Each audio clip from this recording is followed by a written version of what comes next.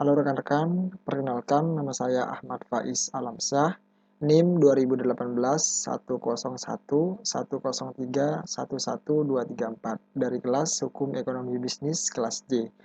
Pada kesempatan kali ini, saya akan membahas mengenai materi hukum perusahaan yang di sini saya sudah membuat suatu mind map.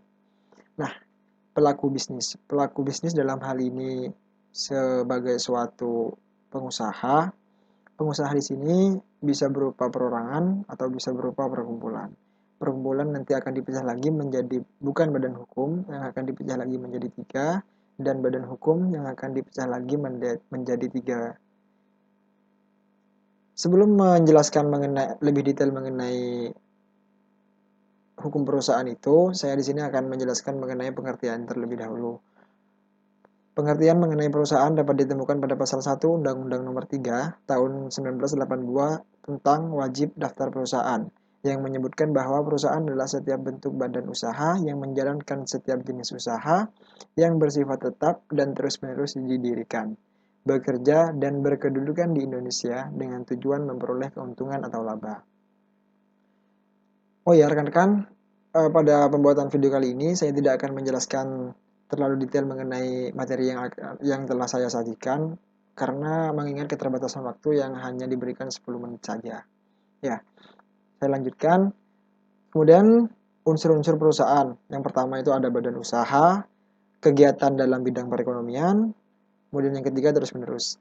Kegiatan dalam bidang perekonomian itu dilakukan secara terus-menerus, artinya sebagian mata pencaharian sebagai mata pencaharian tidak insidental dan bukan pekerjaan sambilan. Kemudian yang keempat bersifat tetap, artinya kegiatan itu tidak berubah atau berganti dalam waktu singkat, tetapi untuk jangka waktu yang lama. Kemudian yang kelima terang-terangan. Kemudian yang keenam untuk mencari keuntungan atau laba. Kemudian yang terakhir yaitu ada pembukuan. Kemudian dasar hukum perusahaan. Yang pertama, perundang-undangan. Contohnya, Undang-Undang Nomor 40 Tahun 2007 tentang Perseroan Terbatas, PP Nomor 15 Tahun 2009 tentang pajak penghasilan, dan lain sebagainya. Di sini saya sudah tuliskan ya, rekan-rekan sekalian. Kemudian, kontrak perusahaan. Kemudian yang ketiga ada jurisprudensi, yang keempat ada kebiasaan. Nah, seperti yang sudah saya sebutkan di atas, perkumpulan merupakan terdiri dari beberapa orang, berbeda dengan hukum perseorangan. Perseorangan yang hanya terdiri dari satu orang saja. Nah, ciri-ciri perkumpulan sebagai berikut. Yang pertama, adanya kepentingan terhadap sesuatu, adanya kehendak, ada tujuan bersama, dan adanya kerjasama untuk mencapai tujuan. Perkumpulan itu tidak menjalankan perusahaan yang diatur dalam buku 3 bab 9 BW. Kemudian, bila menjalankan perusahaan, maka disebut dengan persekutuan.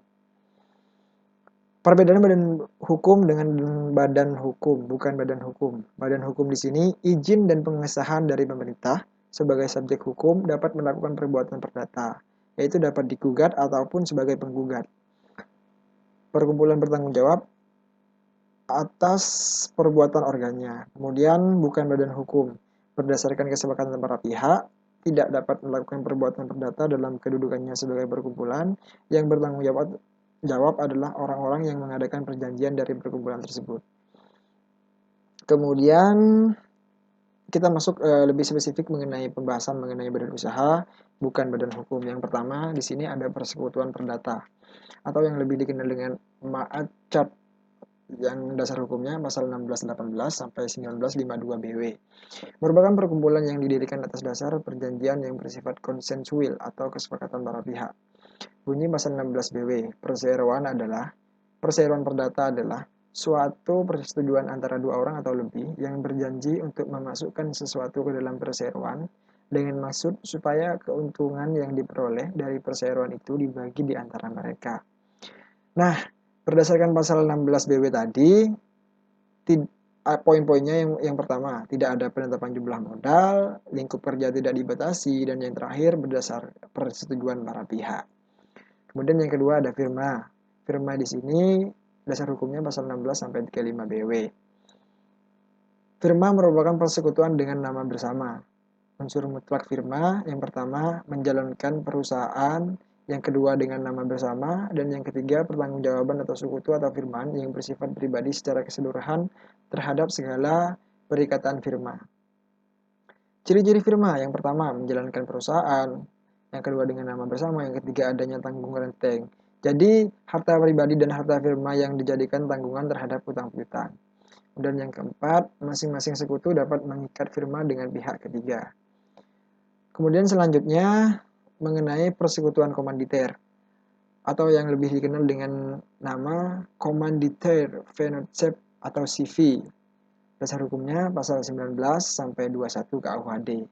CV adalah suatu perseroan untuk menjalankan suatu perusahaan yang dibentuk satu orang atau beberapa orang persero yang secara tanggung menanggung atau bertanggung jawab untuk seluruhnya atau tanggung jawab solider pada satu pihak dan orang atau lebih sebagai pemberi modal atau Geldsetter pada pihak yang lain. Ciri-ciri persekutuan komanditer. Yang pertama, di dalam CV terdapat dua jenis keanggotaan, yaitu sekutu aktif dan sekutu pasif. Sekutu aktif merupakan anggota yang memiliki peran menjalankan aktivitas perusahaan, sedangkan sekutu pasif adalah anggota yang memberikan modal usaha tanpa ikut serta dalam menjalankan aktivitas perusahaan. Sekutu aktif memiliki tanggung jawab yang tidak terbatas, sedangkan sekutu pasif memiliki tanggung jawab hanya sebesar modal yang ditanamkan pada perusahaan. Terdapat dua jenis keanggotaan dalam CV, yaitu aktif dan pasif. Kemudian, sekutu aktif memiliki tanggung jawab yang tidak terbatas, sekutu pasif memiliki tanggung jawab hanya sebesar modal yang ditanamkan sebagai kepada perusahaan. Jenis-jenis CV yang pertama, persekutuan komanditer murni, persekutuan komanditer campuran, dan persekutuan komanditer bersaham. Nah, selanjutnya rekan-rekan di sini saya akan membahas mengenai badan usaha yang merupakan badan hukum. Yang pertama ada perusahaan terbatas atau PT. Dasar hukumnya Undang-Undang Nomor 40 Tahun 2007. Perseroan terbatas adalah suatu badan usaha yang berbentuk badan hukum yang didirikan berdasarkan perjanjian dan melakukan kegiatan usaha dengan modal dasar yang seluruhnya terbagi dalam saham atau disebut juga dengan persekutuan modal. Jenis-jenis perusahaan terbatas, yang pertama perusahaan tertutup, yang kedua perusahaan terbatas publik, kemudian yang ketiga perseroan terbatas terbuka atau TBK. Modal-modal dalam PT, modal dasar, modal yang ditempatkan, modal yang disetorkan. Kemudian di sini selanjutnya mengenai koperasi. Dasar hukumnya Undang-Undang Nomor 17 Tahun 2012. Undang-Undang Nomor 17 Tahun 2012 pasal 1 ya, memiliki pengertian koperasi yaitu badan hukum yang didirikan oleh orang perseorangan atau badan hukum koperasi dengan memisahkan kekayaan para anggotanya sebagai modal untuk menjalankan usaha yang memenuhi aspirasi dan kebutuhan bersama di bidang ekonomi, sosial, dan budaya sesuai dengan nilai dan prinsip koperasi. Jenis-jenis koperasi, koperasi konsumen, koperasi produsen, koperasi jasa, koperasi simpan pinjam, dan yang terakhir koperasi serba usaha. Kemudian yang terakhir badan hukum yayasan. Dasar hukumnya Undang-Undang Nomor 16 Tahun 2001, Junto Undang-Undang Nomor 28 Tahun 2004 tentang yayasan. Yayasan adalah badan hukum yang terdiri atas kekayaan yang dipisah dan diperuntukkan untuk mencapai tujuan tertentu di bidang sosial, keagamaan, dan kemanusiaan yang tidak mempunyai anggota. Badan hukum yayasan lahir setelah akta pendirian disahkan oleh Kemenkumham. Kemudian untuk diakuinya sebagai badan hukum, yayasan harus memiliki syarat material yang terdiri dari harus ada pemisahan harta kekayaan, adanya tujuan tertentu, dan mempunyai organisasi. Kemudian syarat formil yaitu didirikan dengan akta autentik. Itulah yang bisa saya sampaikan pada kesempatan kali ini rekan-rekan. Kurang lebihnya saya mohon maaf. Wassalamualaikum warahmatullahi wabarakatuh.